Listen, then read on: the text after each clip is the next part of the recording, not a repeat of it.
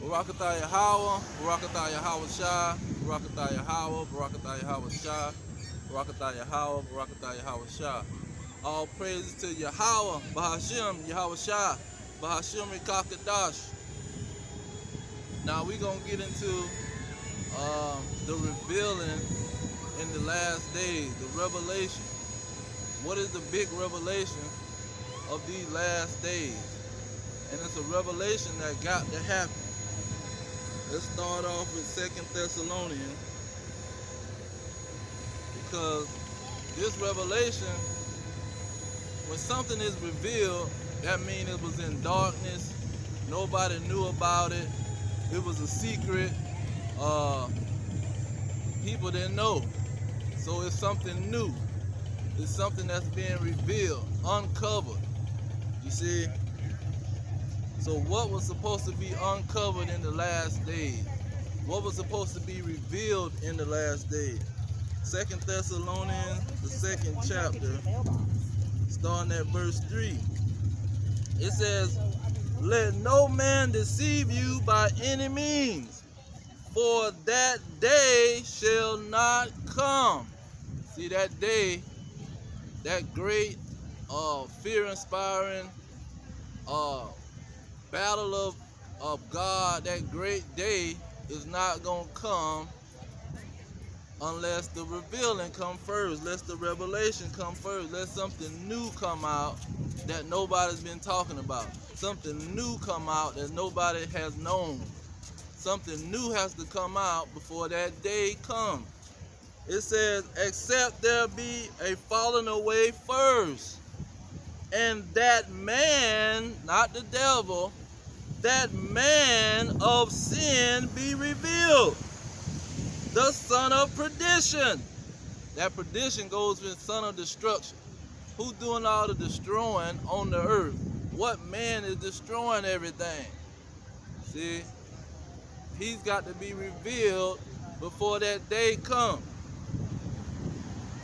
Okay, who is this man?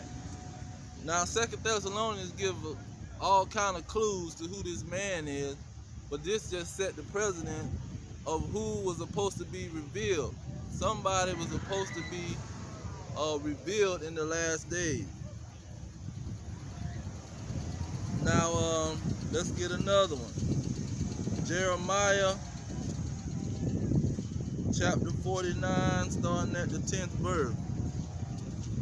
It says, "But I have made Esau bare." See, that name wasn't being taught in these Christianity churches. Nobody talked about an Esau. Nobody knew anything about him.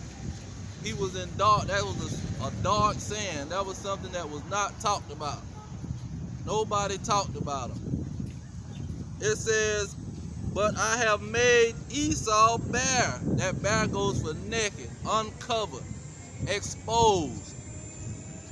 It says, "I have uncovered his secret places, and he shall not be able to hide himself." See, that means this person was hiding. He was able to hide himself before the day get ready to come. See, he was able to deceive people and say, "Well, they all died off and we don't know where they're at. We don't have no connection with them. They some other nation. It's not us." See, he was able to hide himself in secret places, false identities, see, false narratives. He was able to hide. Okay, let's go finish that verse. It says, "But I have made Esau bare." So that's the Lord saying, I'm going to expose him. I'm going to be the one to expose him. He's not going to expose himself. He's not going to come out and have a confession and say, "Well, here I am, everybody. I've been lying to y'all and hiding all this time. Here I am." No, the Lord is going to expose him. It says, "I have uncovered his secret places, and he shall not be able to hide himself. His seed," meaning his children, the children of Esau, they're not going to be able to hide. and his seed is spoiled, and his brethren, so his family, his bloodline, his kinsmen, is not going to be able to hide. His neighbors, the neighbors go into brethren. That's why I say seed, brother, then neighbor. A neighbor is talking about your brother, not somebody that just live next door to you. See, that's another place that these people been hiding and talking about. A neighbor is somebody that live next door to you. A neighbor is your brother, your bloodline. That's what a neighbor is. That's why they get confused talking about love your neighbor. No, your neighbor is your brother, not just any Mama Lou living next door to you, walking beside you.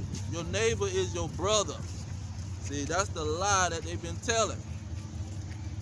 It says his seed is spoiled, his brethren and his neighbor. Those things are synonymous. They the same thing. Bloodline, family, and neighbor. Not no stranger living next door to you. That's your neighbor. See, that's some American constructed lie. All right. So Esau, he's being revealed by the Most High, not by some man. Some man had an ideal in his head and he said, you know what? I think I know what's going on. No. By the power of the Most High, he's going to be exposed. Now, how do God expose people? How did he do things? Let's go ahead and get that. Amos chapter 3, verse 7. It says, surely the Lord God will do nothing, but he revealeth his secret unto his servants, the prophets. So he set up prophets. He set up men that's going to be using his spirit. He set up men that he's going to use those men to do what he want to do. He's not going to do nothing unless he use these men. He's not going to do not one thing by somebody else that he don't deal with. He don't deal with them at all, but he going to use them to do something. No, he going to go use his prophets. Now let's go to what's that, Amos. Let's go to Luke chapter 1. Let's see here. Luke 1 and 70. It's just backing up that thought. It say that not 71, Salakia. Luke 1 and 70, it say, as he spake by the mouth of his holy prophet. So he's speaking through their mouth. He's not going to yell out of the sky, out of the heaven, and say, hey, everybody, this is what's going on. No, he's going to speak through the mouth of the prophet. Their mouth is going to be saying his words. He's going to be speaking through them. And so that's why nothing's going to be revealed, nothing's going to be uncovered unless the prophets is uncovered them. Unless the men that know how to go into the highways and byways, not standing up in some building, going to highways and byways, he going to speak by them men. Because that's where the wisdom comes from. It says, as he spake by the mouth of his holy prophets, which have been since the world began. See, he speaks by his prophets. He don't speak by just any Mama Lou that grab and pick up the Bible and go to running their mouth. See? Oh, I got another one. Hosea. Precept must be upon precept. Hosea chapter 10, chapter 12, verse 10. Hosea 10, 12 and 10. Let me say it again. Hosea 12, verse 10.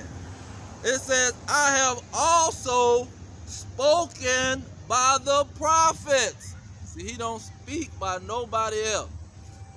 See, you got Jehovah wickedness, they'll tell you, we don't claim to be prophets. See, they don't disqualify themselves. So you can't say the only God is dealing with you. because you just admitted that you're not a prophet, so you admitting that God is not speaking through you. See, they'll tell you themselves, we don't say we're prophets. So you just saying that the God don't speak by you. Hosea 12:10. I have also spoken by the prophets, and I have multiplied visions and used similitudes by the ministry of the prophets. See, most of these people, they're going to say the prophets are done away with. The prophet is not them, so they disqualifying themselves. He's saying he's going to do nothing. He's not going to do one thing unless he bring up prophets. And these people, Christianity, Jehovah's Witness, Muslim, they all say they're not prophets. So that by their own words, I say by your own words you're going to be condemned. By their own words, they admit that they're not prophets. They confess that they're not prophets.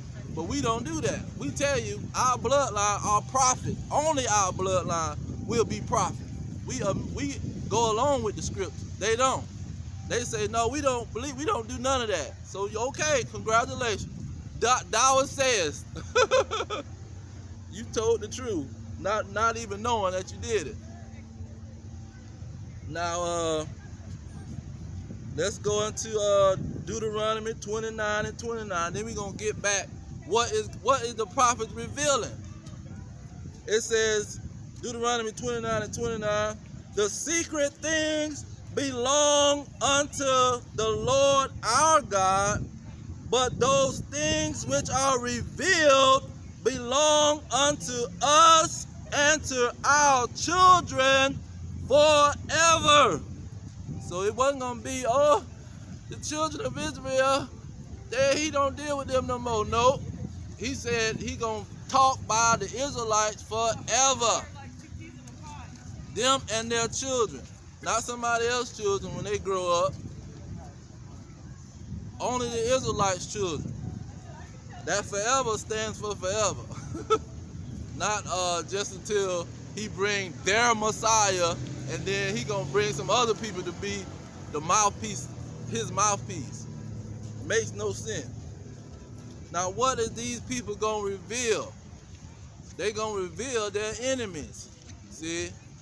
That's why their sins were so important, because their sins brought their enemies against them. Their sins made it where their enemies could defeat them. If they wasn't sinning, he wasn't going to bring the enemies.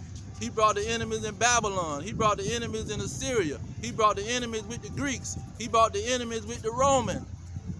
See, he was always bringing the Israelites' enemies to them because they were sinning. So the Messiah was going to redeem them from their enemies, not from just the sin. The sin was just the initiation for the enemies to come against them. So in Babylon, when they were relieved out of Babylon, they was being redeemed from their enemies that was in Babylon. That's what the redemption was about. It wasn't about, oh, I confess my sins, Lord, and then boom, it's all over. No, they had to be redeemed from their enemies because they was in Babylon as slaves. This America represents the new Babylon, the new Egypt. See, the new land of bondage. So they have to be redeemed, not just from their sins and them breaking the law. No, from their enemies who got them captives in the land of their captivity. That's the revelation. But the revelation went deeper than, oh, we got enemies. No, your enemies have an identity. Your enemies are specific people, and they've been hiding themselves the whole time. They've been telling you they just some random people. See, we just random people on the earth. No, you have the specific enemy with a specific bloodline, a specific identity. Now look at Jeremiah 28 and 8. Because it's going to give some intricate details too. He said, the prophets that have been before me and before thee of old both prophesied against many countries. So now they're not just prophesying just to prophesy. The prophecy was going to be against countries. Who running these countries? It says against great kingdoms. Who has great kingdoms on the earth? All nations don't have great kingdoms on the earth. See, some of these nations are in submission to other nations. They call them third world countries, second world countries. And the first world country, that means they ruling. They on the top. It says of war and of evil and of pestilence. So the prophet is going to prophesy against their enemies. And their enemies have a kingdom. Their enemies possess countries. See? So when it said that Esau was going to be made bare, Esau was going to be taken out of his hiding spot, his hiding places, and the Lord was going to take him out, that was going to be a part of what the prophets is talking about. They coming to reveal who Esau is. And so they try to push Esau off on the Arabs. Oh, the Arabs, that's the Arabs. No, it's not the Arabs. The Arabs don't have no power. The Arabs don't have no militaries. America has 800 militaries, and the Arabs might have 5 or 10. How can they be a great power? How can they be a great kingdom? They don't have no military. You got to have a military to be a great kingdom, a great power on the earth. See, when America has 800 out of the 840, that's almost 100% of the military base. How can some other nation, oh, the Arabs, they are Esau? No, Esau was going to be ruling. He was going to be the power that have enough power to hide itself. See, the Arabs can't hide nothing. They don't control no information. They have no control over no internet, satellites, none of that. They have no control, no power. Only the American government and these British and the other 10 nations or 10 powers, militaries have that type of power. See? Because that's how you put the puzzle together. You don't put the puzzle and just grab random stuff and say, oh, this gonna fit the picture. No, the puzzle is clear. Only this can go here. Only the nose fit with the eyes. Only the ears fit with the chin. You just can't put any piece of the puzzle together. The puzzle gonna go perfectly together. And if he said, I'm coming against all armies, all militaries, and America own all the armies and militaries, he's coming for America. See, you got all the preachers talking about God bless America. He said he's coming for the armies, man. He's coming for America. He's not. Look at Zephaniah 3 and 8. It says, therefore wait ye upon me, says the Lord, until the day that I rise up to the prey. Who is the prey? He said, for my indignation is against the nations, that I may assemble the kingdoms and pour upon them my indignation. So who is he talking about? Isaiah 34. He say, verse 2, for the indignation of the Lord is upon all nations, and his fury upon all their armies. So who has all the armies? See, who make the bullets? Who make the gunpowder? Who make the planes, the tanks? Come on now. There's specific companies and specific families that own these things. The Arabs don't make no bullets, man. The Arabs don't got no gun companies. They don't make planes. See, when you look at the top military bases, you got Europe, you got Russia, you got Germany, see? You got Spain, you got France. Those are the top militaries. There's no top military of the Arabs. See? It's just not there. Only these militaries are owned by one nation. And then after he say his fury is against their armies, he named them by name. Look at verse 5. He say, for my sword shall be bathed in heaven. That means in the sky. Behold, it shall come down upon Edom. See? He letting it be known, these are the people that got all the armies in the military. Not the Arabs. The Arabs have no military, man. That weak behind military they got. That's why the the Israelis can go do whatever they want to do to them. They hoping that they don't attack them. The American military can go over there and bomb them 1,000 times. They can't do nothing about it. They ain't bombed America not one time. That means the Arabs ain't got no power, man. They weak in the game. Americans go bomb whoever they want, and they ain't never gonna come do nothing. See, that's power. That's like I can come slap you in your face, and you ain't gonna do nothing. Because I got the power. Now, if you do something, then that means I ain't got no power. Now, Isaiah 63. Isaiah 63 show you about that second coming also. Starting at the first verse, it say, who is this that cometh from Edom? It names him, man. When he coming to Edom. So, ain't no confusion in the game. The only confusion is people listening to Edom. They listening to the Edomites.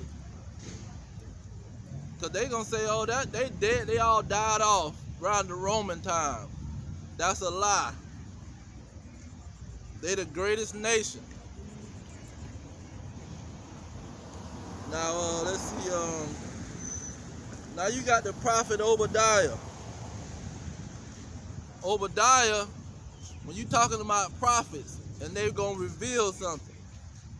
When you talking about the prophets was going to be the mouthpiece of the Lord and revealing who the man of sin was, the prophets going, not just the new prophets, the old prophets was going to reveal who the man of sin was, the son of perdition. See? Who was Obadiah sent to talk about, to prophesy against? Let's start from Obadiah chapter 1. Now, first of all, Obadiah was never read in the Jehovah Witness Church or any other church on the planet. You'll never heard them talking about Obadiah or the Edomite. Never. See, this just pops up. It says, the vision of Obadiah. Thus says the Lord God concerning Edom. We have heard a rumor from the Lord. See, that prophet, he was exposing the man of sin. He was exposing the son of perdition. He was exposing that wicked. Real quick, let's go back to one of Apostle Paul's first books. That's also something. Apostle Paul first went to Thessalonians, then he went to Corinthians or Galatia. He went to Galatia or wherever. That was his first place to go. And he was telling them that that day is not going to come until the man of sin is revealed. But look at what he said in verse 8. He said, this is 2 Thessalonians, the 2nd chapter, verse 8. And then shall that wicked be revealed. Who was that wicked? See, when you use the word that's just not talking about anybody. That's a specific people that was known as the wicked. So let's hit Malachi chapter 1, verse 4. No, let's get verse 3. Malachi chapter 1, verse 3, talking about that wicked now. It says, and I hated Esau. See? That wicked shall be revealed. So now, before that day comes, before that so-called Armageddon, for the battle of in Megiddo, whatever battle you want to talk about, it was going to be a revealing. It says, and laid his mountains and his heritage waste. Heritage talking about bloodline, family members, nation. For the dragons of the wilderness. Verse 4. Whereas Edom said, we are impoverished, but we will return and build the desolate places. Thus says the Lord of hosts. They shall build, but I will throw down. And they shall call them the border of wickedness. See, when Apostle Paul saying that wicked, he letting it be known through code. See, that it was a wicked people, a wicked nation. The nation of Edom was called the border of wickedness. They was called that wicked, the wicked. So when you go back to Obadiah, now you can understand why Obadiah wrote a whole book, a whole letter, whatever you want to call it, about the Edomites, the people of Edom. Obadiah, starting at verse 1. It says, we have heard a rumor from the Lord. So the rumor was that it's a wicked nation on the earth. See, that's the rumor from the Lord. It's a nation that's wicked, and the Lord have indignation for them forever. That means a righteous hatred. See, a righteous dislike for them forever. That's what Malachi 1 and 4 is talking about. Now here go another identifying mark of the nation of Edom. This is verse 2. Well, no, let me finish the verse 1. He said, and then an ambassador is sent among the heathen. So what an ambassador do? Like the UN. He go to the UN and he speak up for his country. See, I'm an ambassador for Nigeria. I'm an ambassador for Libya. He's speaking up for his country. So an ambassador is going to go speak to the heathen. That means an Israelite is going to speak to the heathen and tell them what's going on. He said, arise ye and let us rise up against her in battle. See, the Israelite is going to rise up and say, there's a wicked nation on the earth named Edom that God has an indignation for. See? That's what an ambassador does. The ambassador don't go there talking about peace this and peace that. He speak up for his nation. Look at verse 2. This is a major clue. He said, behold, I have made thee small among the heathen. Thou art greatly despised. So who is the smallest nation of men on earth? That's clear.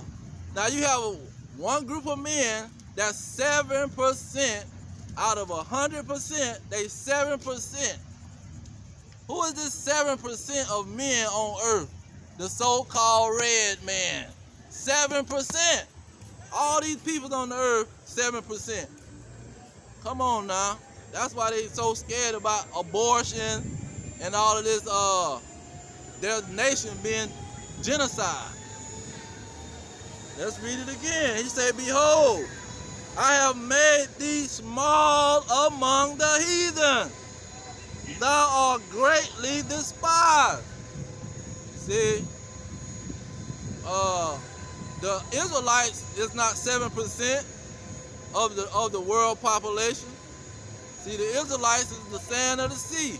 You got the blacks, you got the Hispanics, you got the Native Americans.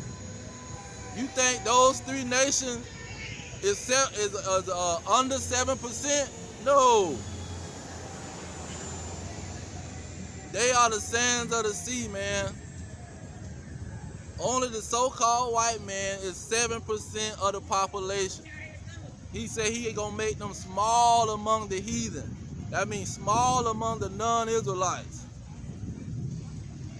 Look at verse 3. He said, the pride of your heart have deceived you.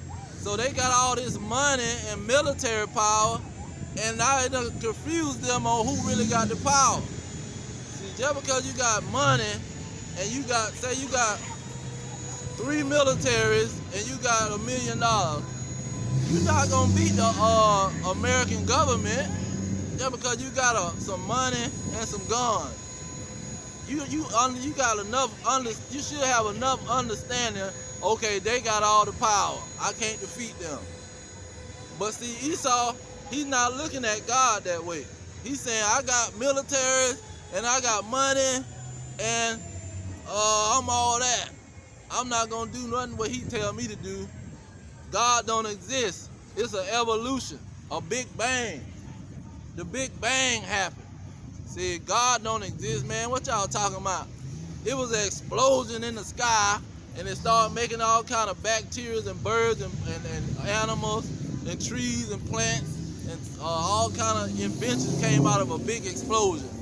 See, that's what his pride will tell him to do. God don't exist. He said that the pride of your heart, talking about his mind, the pride of your heart have deceived you. Here go another clue. Thou that dwelleth in the cleft of the rocks. Who live in the high mountains? Who have skyscrapers all over the world? See? Who was called cavemen? This was not just anybody, man. The so-called Arabs, who they try to say, oh, Edom is the Arab. But why wasn't the Arabs in caves of the rocks? Because Edom was in the caves of the rock. So if the Arabs are the Edomites, then why ain't they in the caves of the rocks? They have no history of being in no caves, man. It says whose habitation is high.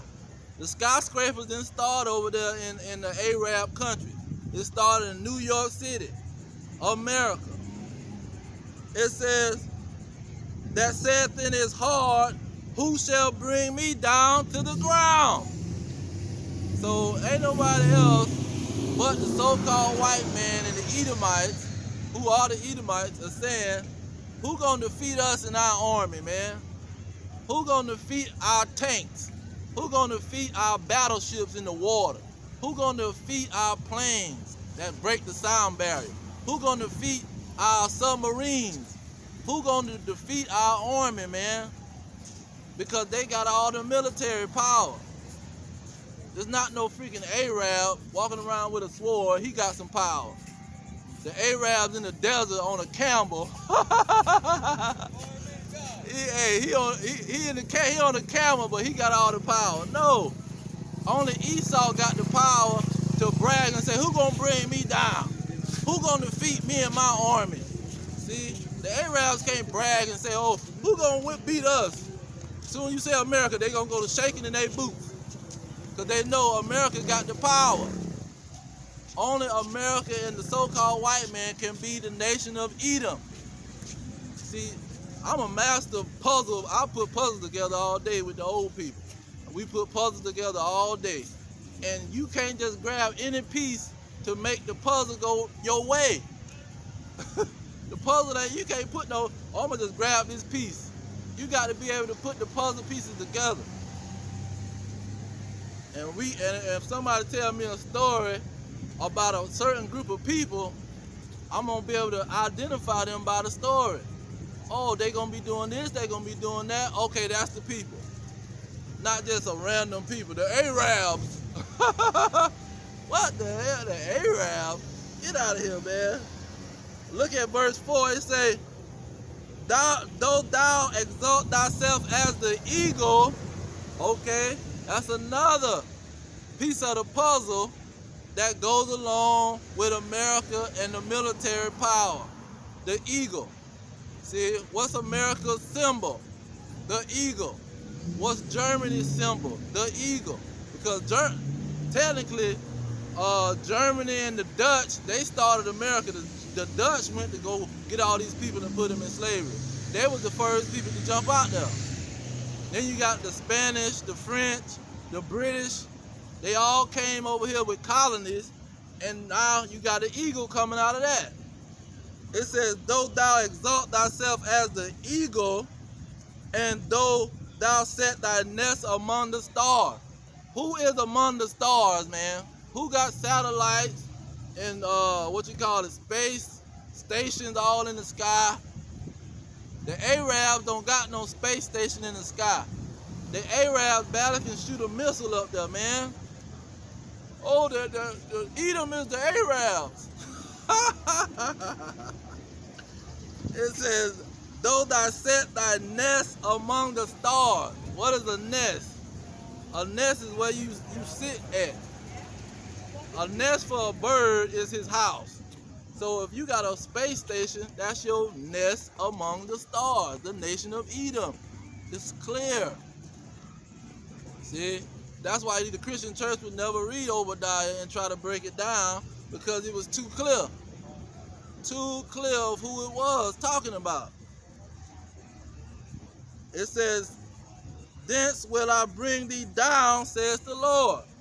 So the Lord said he gonna bring them down. Not a bunch of people saying, oh, there go the Edomites. We don't like what they doing, and we gonna bring them down. The Edomites got all the power. We don't like it. We gonna bring, no. He said, thus I, the Lord, is gonna bring them down. Now this is one of the greatest identifying marks of the Edomites, which the Arabs, they don't even compare. The Arabs ain't a drop in the bucket when it comes to this one. And this is the parable of the Edomites. Look at what he say. He say, if thieves come to thee, see, if somebody's stealing, and robbers by night, how art thou cut off? Would they not have stolen till they had enough? So now they're going to be somebody that's rape, robbing, and stealing everywhere on earth. If the grape gatherers come to you, would they not leave some grapes? See, that's when they go into your land, they going to steal everything. They're not going to just come there and get some and say, okay, y'all can have the rest. No, we even want your government. We'll put in a puppet leader and tell him, you do what we tell you to do. Because the CIA have told everything they doing. Say, yeah, we lied, we stole, and we cheated. That was the, I forgot the guy's name. He was the head of the CIA. He said, we lied, we stole, and we cheated all the time. This is what we do as the CIA. So by their own words, they tell you that they are the Edomites. This is what they're doing on earth. They all in people nation with a book bag and disguising themselves, and they making major deals. I'm from the American government. See, I'm from the British government. We want to make a deal. We got this type of money. We can give you this and that. We can set you up as a leader. You just tell the people and we'll back you and give you the money. Yeah, there's many documentaries online talking about how the CIA and these elites in the nation went and coerced or persuaded these other nations to follow what they wanted them to do. So this is how they rape, rob, and murder. Then all you gotta do is Google atrocities of America. Atrocities. Atrocities mean stuff that's just murders and all kind of violent acts that done went on in the midst of history. And it's a long list. The military, one guy, he was in Iraq in the military. He just went on a rampage Afghanistan. He went on a rampage in Afghanistan just killing random people.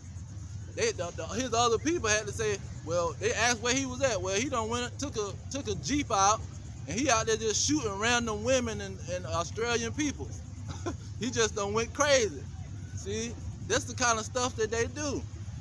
He said, if thieves come to thee by night, if robbers, how art thou cut off? Would they have not stolen till they had enough? So now they're not going to say, okay, we got poppy seeds. Out of the poppy seeds, we can make all types of drugs. So guess what? All the poppy seeds is in Afghanistan. Let's go to Afghanistan and get all the poppy seeds. Now we can sell all the drugs and we can make all the money. So they go over to Afghanistan and say, oh, there's some kind of boogeyman over there hiding in the cave, and we need to go over there and take over Afghanistan. And also the guy over there in Afghanistan, not only did he over there in the cave plotting and scheming, he done came over here and blew up one of our buildings. So now we got the right to go to Afghanistan and take all the poppy seeds we want, so now we can have hospitals and nursing homes all over the place selling opium from the poppy seed. See, this is how they go steal and rob out of other people's countries. And they're not gonna leave none for the Afghanistan. What did they do with Afghanistan? They left them people over there. We gonna take all our equipment that we can, and we gonna hit the road. We got all the poppy seeds we need right now. We done got all the opium we need. We finna hit the road. Y'all fend for y'allself. The people that the CIA made a deal with and say, okay, now we done with y'all. We going back to America with all our stuff. See, that's the perfect example. That's just one example with Afghanistan. They've been doing this in China, in Pakistan. They've been doing this in Hawaii, any place on earth. They've been going there, taking the resources, bring it back to America, utilize it, make money off of it. The gold, the silver, the oil, anything they can get, they go and get it out of other countries. That's why he say, if thieves come to you, if robbers by night. He named them as thieves and robbers. Who are the thieves and robbers on earth? The CIA and the American government.